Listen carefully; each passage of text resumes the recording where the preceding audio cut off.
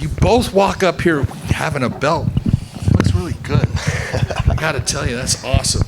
All right, first question off the bat. You had an incredible performance against Patricio Pitbull. You used your speed, you used your footwork, you used all those things. But you have been in the training room with this man. You know where he's good. How are those things going to get you the win Friday night? We're just going to have to see, man. Patchy's got a great game. Obviously, you guys seen it last year. He's been submitting people, knocking people out. It's going to be a great fight for both of us. I'm excited for us to go out there and showcase what we both have. And definitely going to be one of my toughest fights up to date. You spent a lot of time training with Rafion Stotts. You saw what he did to Rafion Stotts in his last fight. I mean, you and Rafion, I wouldn't say you guys are very similar, same coaches. You bring something different a little bit here and there, but what did you take from that fight? I wouldn't say a little bit here and there, bro. I wouldn't say a little bit here and there. I think I bring a whole lot, a whole lot of different game. And each fight, you guys are seeing me getting better and better each time. I'm a hungry individual. I'm a hungry martial artist. And this fight, I think, is going to bring out the best performance that Sergio Pettis has up to date. Patchy, you went through the bantamweight Grand Prix just like it was nothing there. You had your first match against Horiguchi where you proved you could fight smart. You could be intelligent during the fight. You could take the fight where you wanted it. If you didn't get the submission like you were normally accustomed to, it did not matter. You're just going to go back and do those same things again. Then you put in a submission on a guy that had never been submitted in his career, in Magomedov, and then you took the interim belt and the bantamweight World Grand Prix, snatched both of those from Rafion Stotts. You have been on fire. What is it going into this match that you look at that has made you even better for this fight? Just training, I think. I washed that all away, Those last 3 fights, they were great performances, but I went back to the gym. I rebranded. I re-added new things to my game. I'm confident now more than, ever. But since April, since I knocked him out, I just been in the gym nonstop working. I've been motivated because I knew I was going to either fight him or Patricio, and he dominated Patricio, so I'm able to fight Pettis, and I'm looking forward to it. This is a big name, this is a big opportunity, and I don't care about no other fights. As far as I'm concerned, I'm 0-0, and Friday night I'm looking to go 1-0, I want to talk about that confidence because from the moment I met you, that confidence has been there. It's been key throughout your career. You came up short on the Juan Archuleta fight. He was able to get the win against Juan Archuleta. But then after that, though, you and I talked, and that confidence was still there. You said I had to go back to the drawing board. I made a couple of tweaks. Do you think you'd be here, though, if that fight didn't happen against Juan Archuleta? No, I don't know. I think that fight with Juan Archuleta put me in this position now. I think I'm a lot better. I'm a lot more dedicated now, and it's allowed me bigger opportunities, such as winning the $1 million, winning the tournament. I think that was a bigger moment for me, and had I not lost that fight, I don't think I would have been as prepared for those other moments as I was. Sergio, you've had an amazing career, but you kind of came up under the shadow of your brother, who was a fantastic WEC champion, UFC champion, but you've broken out of that shadow and you've established yourself with your skill set that you are a completely different fighter than him, and you have added elements to your game that he might not even have had in his. What is it that has kept you on course, on track, and just continuing to believe in yourself that's got you to the point of being the champion and now taking on the guy that won that bantamweight tournament? I just want to be an example for everybody who's a late bloomer. I feel like I'm a late bloomer out here. It took me time to really develop my game, my skills, my confidence in general. Growing up, I wasn't a confident individual. I had anxiety. I was doing a lot of other stuff. And throughout that, I was also being, like you said, the shadow. I was underneath my brother's shadow for a bit. But in that dark times, I learned who I am. I'm able to have light myself, and you guys are seeing that. I've told John, I've told everyone, I think your body style is one of those body styles that is real successful. You look at guys like Anderson Silva, John Jones, yourself, tall, long, and lanky. It poses a threat for a lot of fighters. Sergio, being a little bit shorter than you, obviously the reach, the range. How do you plan to utilize that to get this fight to where you want it? Just fight like I normally do, fight like I train, use all my best techniques, and I feel like I'll get the job done. Like you said, I'm very long, but I could fight in various ways. I could stand, I could fight in the clinch, I could fight on the ground, I could do jiu-jitsu, I could wrestle, I could do it all. So I'm trying to have a master class here on this Friday, not I'm not putting all my eggs in one basket. The first time I fought for this title, I felt like I had to get Juan Archuleta to the ground, or I don't feel like that, you know. I'm comfortable everywhere. I train with the best guys from 135 pounds all the way to 170 pounds. So I'm there to prove my, my form, my skill, where I'm at, and I feel like I'm the best bantamweight in the world. And Friday night, I plan to show that, Yeah, we had a conversation with Eric Nixick on our podcast weighing in, and he was saying that he took a look around the gyms in Las Vegas, and he actually came out and said that he believed you were the best 135 pounder in the world. And I wanted to know, what's your takeaway though from your last fight with Stotts? And you look at him, the two of them trained together for so long. How much more confidence does it give you that you can do something similar to him? No more confidence at all. I think that him and Stotts are total different people. Like, you compared them to each other. I don't even think that there's even that much of a comparison there. I think they're complete different fighters. I think Stotts is like a wrestler, but he can strike well, but when he gets hit, he turns back into a wrestler. He's not. I think this guy's a really crafty striker, one of the best strikers I've ever fought, one of the most high-level kickboxers I've ever fought. And I'm actually looking forward to being, across from that. I don't think the same with Stotts, I think it was a different level. And as seen, he lit Patricio Pitbull up on the feet, won all 5 rounds. So I'm there to prove to everyone in the world, that I'm not just the best on the ground. I'm the best in the world. On the feet, I'm the best in the world. I'm the best bantamweight in the world. That's it. All right, we're going to take it out to the media. You've got the mic. Sergio, last time here in Chicago, you talked a lot about mental health and coming back. Obviously, just like a training camp, just like any fight, mental health never ends. So coming into this fight, going up against who many are calling one of, if not the best bantamweight in the world outside of yourself, where's your mental health at coming into this, and how do you use that to prepare not only inside the cage but outside for yourself as well? I feel like what I deal with all the time is it comes with every fight. Every time's a new challenge. I've been thinking about this, man, for the past 5 months. Every day, kind of getting a little sick of it, to be honest. But like you said, the mental health for me is I think it plays into my favor. Like having these anxieties, having these doubts, it makes me train harder, so I don't have these doubts. It makes me anxiety actually brings it out the fight. Like, I'm able to be sharper and be more aware and be more focused on the goal. So I think it's a blessing in disguise. And Patchy, obviously, a lot of accolades and credit being thrown your way, rightfully so. What does this win over Sergio Pettis do? We've seen what he did to Patricio Pitbull, as you just stated. That's obviously one of Bellator's greatest. But if you can go in and do what you plan to do against Sergio, what does that do for your legacy? This means a lot to me, specifically myself. I trained with you 6 years ago, Serge. I was 4-0 at the time, and you were like a big idol to me, to be honest with you. He was headlining the UFC card when I was 4-0 coming up.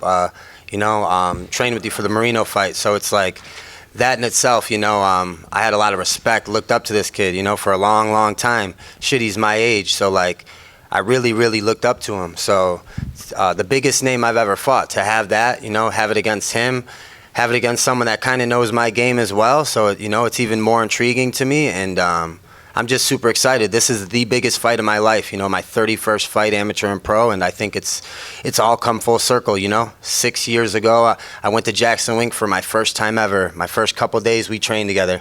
And now 6 years later, we're going to unify some titles for, a big bag of money. So I'm excited. What's up, Sergio? You impressed fans around the world when you beat Patricio Pitbull that night right here in Chicago last June. A lot of people are calling Patchy Mix the best bantamweight on the planet nowadays. Do you believe that defeating Patchy Mix and unifying the strap would solidify yourself as the best bantamweight in the world? Yeah, man, I think it does. Obviously, his record speaks for itself. 19-1, he's a beast, man. Like you said, I trained with him 6 years ago, and I knew he was going to go places at that time. He was deadly back then. He's deadly now. So definitely puts my name up into another ranking, just like the Patricio fight. Does this bring it to a new level? I think it does, and I really don't feel it, though. I just feel like I'm kind of just going with the flow of things and really enjoying this career. Just turned 30 years old, so, man, I'm just trying to take advantage of these next couple of years. I got another 5 to 7 years of really trying my best at this and seeing what's next. And then, Patchy, on that same note, you've been calling your shot for years now. You said you were going to beat Horiguchi, Magomed, Stotts. You were talking about unifying the bantamweight strap against Sergio Pettis before you even captured the interim strap. So how does it feel, 29-1 if you include amateur, full circle? How does it feel that this moment has finally arrived? I'm excited, man. I can't tell you how excited I am. 2020, September 12th, it was my grandfather's birthday. You know, I fought for this belt. I came up short. I've been working relentlessly ever since then. 5 fights, 4 finishes, like you said, won the Grand Prix. But even this belt, you know, it doesn't mean much, you know. It's for the pictures and stuff up here, but I want the real undisputed belt. That's the belt that I failed to capture a few years ago, and that's the goal that I set out for, you know, for myself. So Friday, I get the opportunity, and I get it against him. What better way? A guy that beat, you know, the only man to defeat me. Definitely. And speaking of belts, you're surrounded by champions at Extreme Couture with Sean Strickland, Sada Busi, not to mention Tatiana Suarez, who will probably be contending for a belt pretty soon. How important is it, how beneficial is it to surround yourself with like-minded individuals all chasing a similar goal? It's very important, you know. I feel like a few years ago I kind of was off track in a couple fights because I wasn't surrounded by the people that I needed to be. So surrounded by champions, surrounded by good coaches, a good team. I think, you know, good mental health, like he said. And I think that's important, you know, and I have that around me now. And, you know, I'm happy, I'm healthy, and I'm here, you know, ready to fight. So I think that's most important. So since we're unifying the bantamweight title, and both of you guys have fought incredible pedigree of opponents, and since both of you are considered the 2 best bantamweights in the world, for each of you, would you guys say that the matchup that is forthcoming is the most difficult in your career? Hell yeah. For sure. I mean, man, this guy is a striker's nightmare. I've said it before. He gets on your back. He gets you down. It's going to be a long night. I've had him on my back before, and it was a long training practice. So I know what I'm in for. It's going to be my toughest fight up to date, for sure. Yeah, me as well, you know. Best striking, you know. Best, he hasn't been submitted in fucking 10 years, so I think he got caught in the only fight he got submitted by Alex Caceres with like 28 seconds left. And man, I've been watching the fight a lot, to be honest with you. So, like, I've been watching, you know, definitely the toughest fight, the highest level fight. You know, I feel like he's entering his prime right now. Just, I'm 2 days older than him, so I feel like we're both entering our prime right now. And, you know, I'm coming off of, you know, a guy that just put a master class on Patricio Pitbull, so I made sure I was ready. Thank you. Any last questions? Let's get one here. My first question is for Patchy. I was noticing you had a post circa late September talking about the quality of work you had with Merab Dvalishvili and described it as nonstop championship fight simulation. Can you speak to, I guess, the localized aspect of that and how much it benefited you leading into this fight? Yeah, like if everyone knows Merab, you know, he's a madman. He pushes cardio at pace, and like I look at myself like that, and you know, the 2023 version of me now, you know, I don't stop. So, you know, every Thursday we go like 5-6 rounds straight. You know, it's like a simulation in the cage, like a fight, and we did it, I think, like 7 or 8, you know, 8 weeks out, you know, 7 or 8 times. So, you know, I sparred Merab like 7 or 8 championship fights this fight, you know, and it's nonstop. You know, the guy don't stop coming, as do I. So it's like it's something to see. You know, you'd have to be in the gym. It's something special on both ends, you know. And I got a lot of respect for him. I think that he'll go and, you know, eventually be the UFC champion as well. Yeah, I appreciate the insights, and one for Sergio, because we were talking ahead of your Patricio fight, and you were talking about how ideally you would have, you know, this fight kind of fall into it after, just because of the nature of the Grand Prix. He was like already on the radar, and you were kind of saying it's like I'm almost kind of sick of thinking of this guy at this point, in a certain sense, just how long it's been. How cathartic do you think it would be to get your ideal outcome in this next one, all factors considered? I don't know what cathartic means, but that's An emotional release. I didn't go to college, bro. But no, yeah, for sure. I mean, every fight after that, you know, it's emotional release. It's a lot of energy spent. I missed out on a lot of things, a lot of birthdays, a lot of family events, a lot of just alone time in general. I've been at the gym, or I've been watching videos on Patchy Mix.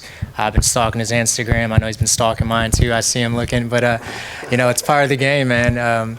This is going to be a big fight for both of us, the biggest fight for both of our careers. And I know it's a lot different than the Danny Sabatello, Rafian Stotts interviews you just guys had. But, you Just know, a little different. A lot of different. You know, a lot of bitches and fucks and all that other stuff was said. But, nah, this is the main event of the night. I think this is the people's main event. And this Friday, you guys are going to see how great bantamweights are. These little guys, well, me little, he's big. We deserve a lot more respect than we're getting. Hey Sergio, so 3 title defenses will be the most ever by a bantamweight champion in Bellator history. What does it mean to you to be able to potentially hold that record if you win? I didn't even know that was a thing, honestly. So that's cool to know that. But that'd be awesome, man. I plan on holding this belt for a while, and that was my goal once I got it, to not lose it until it's gonna be gone eventually. But it is what it is, and I'm excited, man. I'm excited to go out as their champion. For Patchy. So coming off such an impressive KO of Rafi and Stotts, is there any pressure to have to kind of, replicate that performance and have to put on another big show? No, not at all. I'm just a finisher, I finished like 13 out of my last 14 wins as a pro. 6 years, Horiguchi's the only one that ever went the distance I didn't beat and finish. So I'm a hunter, I'm trying to go out there and finish. Leave no doubt. Fuck the judges. I'm trying to go out there and put this man away. So we're fairly close to Sergio's hometown. Are you expecting any kind of booze or anything, or just regular fight? I'm expecting maybe some booze because I'm in his hometown, but I have mad people coming. I'm only from New York. It's 6-hour drive, so I have probably 100 people coming.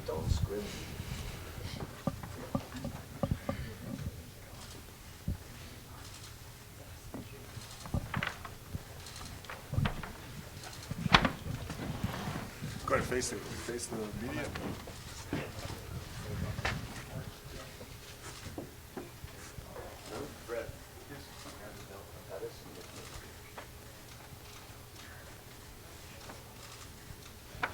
All right, gentlemen, thank you so much. Yes, sir.